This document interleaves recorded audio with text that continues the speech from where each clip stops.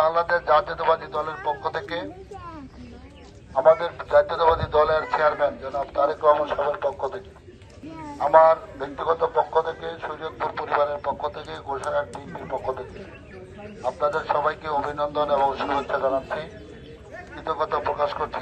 ধন্যবাদ জানাচ্ছি যে আপনারা সকালবেলা সবাই আমার জন্য এখানে বসে থাকার জন্য। আমার বাড়ি গোসাইরহাট। আমার বাড়ি কোথায়? আমি আপনাদের পরিবারের একজন না? কে মায়েরা বোনেরা? এমপি পাইছি আমরা ভাই? কি মুরব্বীরা? সিরাজ মিয়া সাহেবকে চিনেন? তারেক রহমান সাহেব নমিনেশন দিয়েছে, এতে আপনারা খুশি না? কি মা বোনেরা করবেন? তাহলে 13 তারিখ আপনারা প্রথম 53 বছর পরে, ইনশাল্লাহ 13 তারিখ প্রথম আপনারা 53 বছর পরে আপনার পরিবারের পক্ষ থেকে একজন পার্লামেন্ট মেম্বার, সংসদ সদস্য পাবেন নাকি? শুনে ভালো লাগলো? কি মুরব্বীরা ভালো লাগলো?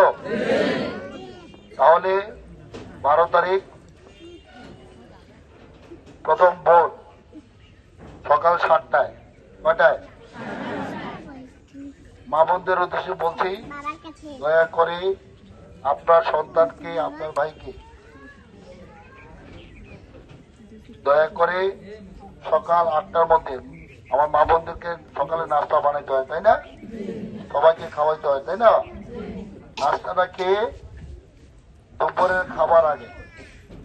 দুপুরের খাবার তুলায় চড়ার আগে একটু ভোট কেন্দ্রে যাওয়া যাবে মায়েরা? এই যে আপনারা দীর্ঘক্ষণ আমার জন্য এই এখানে অপেক্ষা করলেন, ভোট দিতে যাবেন, আমাকে ভালোবেসে, তাই না?